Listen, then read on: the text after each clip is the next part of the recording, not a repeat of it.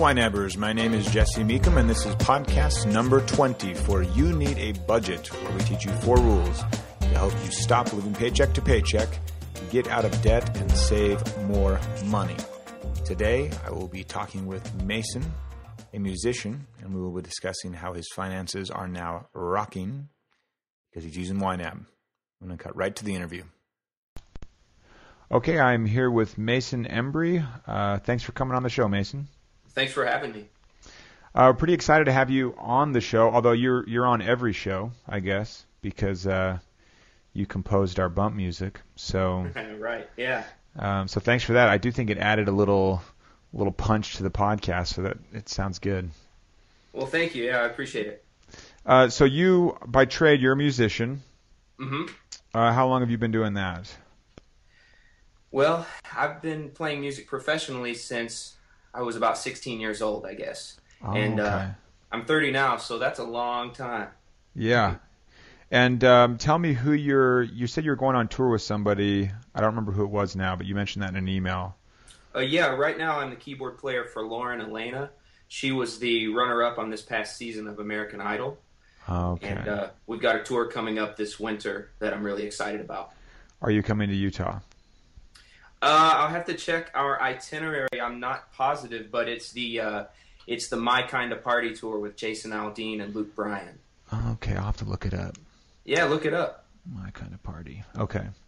All right, so we are here to talk YNAB, not fun stuff like music, but YNAB is a lot of fun. Let me start with just asking you how long you've been using it. I've been using it about 2 years. Okay, so pretty good amount of time. And let me also your family situation. Are you married? You have kids? Are you single? I'm married with no kids. Married, no kids. Okay. And what does your wife do? She's a musician as well. She's cool. She's a singer, and we get to work together quite a bit. Not as much as we would like, but she does that, and then she is also a chocolatier on the side. So she makes chocolate.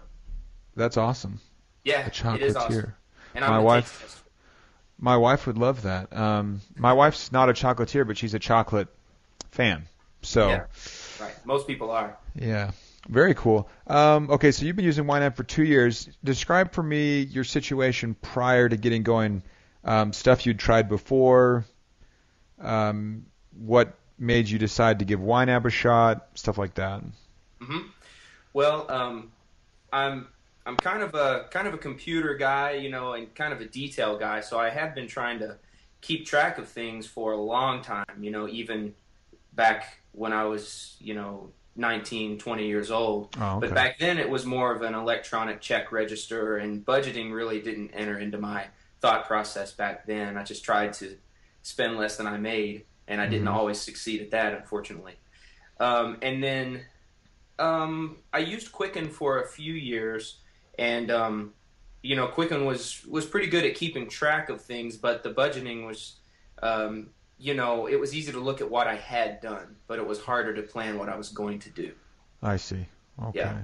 So I'm a real fan of the envelope system and the whole concept of you only spend money that you have. And so I started looking for software that would approximate the envelope system because I didn't want to actually carry around the envelopes. Right. But I did want that, electronic envelope, basically. And after looking at a few different software packages, YNAB was the clear winner. And then you had the extra bonus of the 4 rules, which are incredible. Cool. The rules are kind of what make us stand out more than just like a feature for feature comparison. Right. Are you following Rule 4? Have you broken? I mean, you're a musician, so are you freelancing where you have kind of a variable income? Yeah, that was one of the biggest frustrations with trying to budget is that my months would vary so much that some months I would, just barely have enough to kind of just keep the bare bones necessities going, and then I would have other months that were really good. So budgeting was kind of frustrating because I never knew what was going to come in. Yeah. And the first thing I did was Rule 4, and back then it was Rule 1 actually. Mm-hmm. Yeah. And that was the first thing I did. It took me about 3 months. I leveraged a little bit of savings that I had, but I was really excited about it because it allows me to do a true zero-based budget, um, and basically know what money I had to work with because I was working with last month's money. Right. Yeah. Yeah. So for those that are working on a variable income and have those big months, do you have any, what's your plan? Like, let's say I don't know how much your income swings one month to the next, but when you have what you call a big month, what do you do differently? How do you handle that versus when things are tight? I mean, when things are tight, everyone knows how to handle that. You cut back. Mm-hmm. But Yeah. I'm curious about when it's a little more flush for the month, how you handle that. Yeah. Well, first of all, I try to operate a lot of my budgeting on percentages since things do vary so wildly. So, I try to give 10% and I try to save 10% towards long-term, retirement kinds of savings. Yeah. And also building an emergency fund. So a percentage always goes into savings regardless. But if I have a really good month that where I make more and still have some money left over, then I'll usually make a decision on that amount. So let's say I've got an extra $500 even after I've saved and given and filled up my budget. Then I might, take a percentage of that and buy some things I need, and then take a percentage of that and add even more money to my savings. I see. So I try to build up the savings even beyond the 10% goal so that I can lean on it in lean months when I need to. I see. So your 10% goes toward your emergency fund, but also toward like long-term retirement stuff. Like, are you sticking it in a Roth or doing something like that as well? Well, what I'm doing is I'm also kind of following the Dave Ramsey model, which is first we want to build up an emergency fund before we start investing. Gotcha. Yeah. And that's where I am right now. I'm on that baby step 3 where I'm trying to build a good emergency fund, and then I do have a Roth IRA ready to go after that. Okay, cool. Well, I'm surprised you've heard of Dave Ramsey being from Nashville. That's kind of surprising. He does his radio show literally about 3 minutes away from my house. Oh, that's cool. That's very cool. Yeah. I'm a big fan of his. Big fan. Yeah. That's great. So you work on your emergency fund. How many months are you going for? 3, 6? What's your plan there? I picked a round number that's kind of in between 3 and 6, but it was a very convenient round number, so that's what I'm shooting for. I think it'll be about 4.5 months. Okay, cool. Yeah, usually, as the income gets more variable, I usually tell people, more months should be saved. So that sounds about right with what you're dealing with. Well, very cool.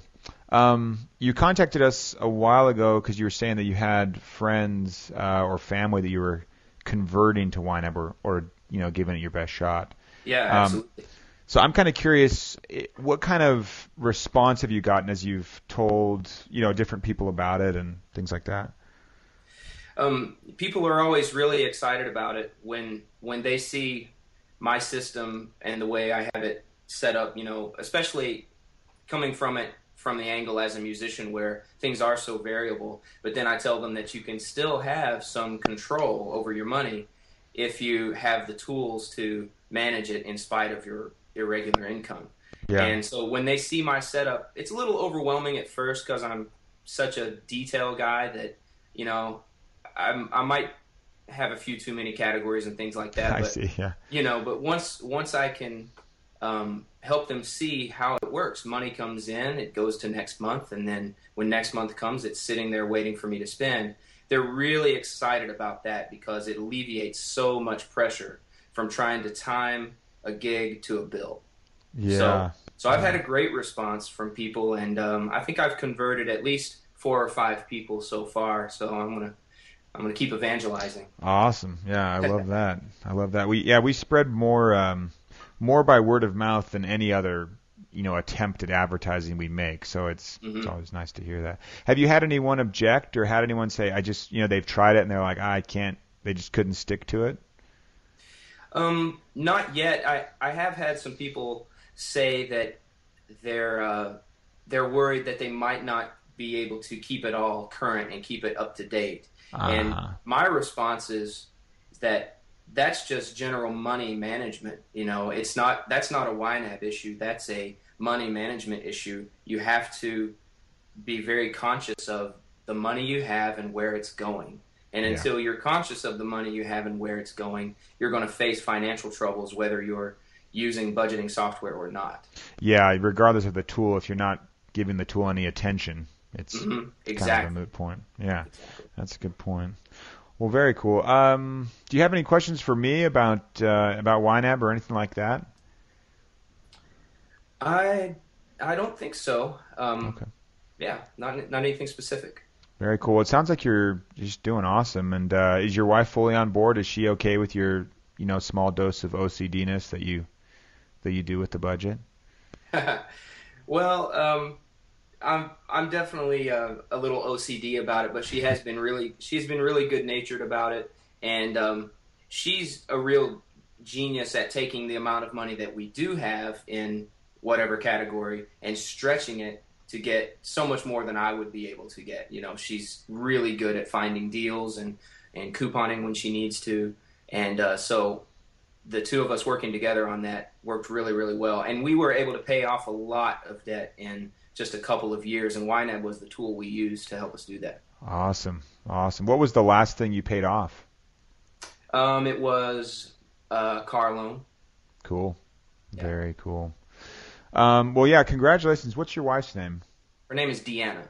Deanna. Well, congratulations to both you and Deanna, because it's awesome. I love hearing about people that are doing it together. There's always one person that's more of like the recorder, the balancer, the checker, which is me, with me and Julie. But, Julie comes in when decisions have to be made and, the plan has to be finalized. And, yeah, works well for us. So it's always good to hear that it's working well for couples. Yeah. Okay, very cool. Well, thanks, Mason, for coming on. And I, again, really appreciate the music you added to the podcast. It's awesome. We'll hear the bump in just a second. So anyway, it's just nice to have that on there. And I'm just super glad to hear you're making big strides and debt-free, working on your emergency fund. So, well, thanks fantastic. So much. Thanks for having me and on the program, and thanks for the great software and the rules. You bet.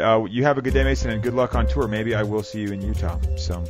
All right. Thanks. Okay. We'll talk to you later. Okay. Bye. Until next time, follow YNAB's 4 rules, and you will win financially. You have not budgeted like this.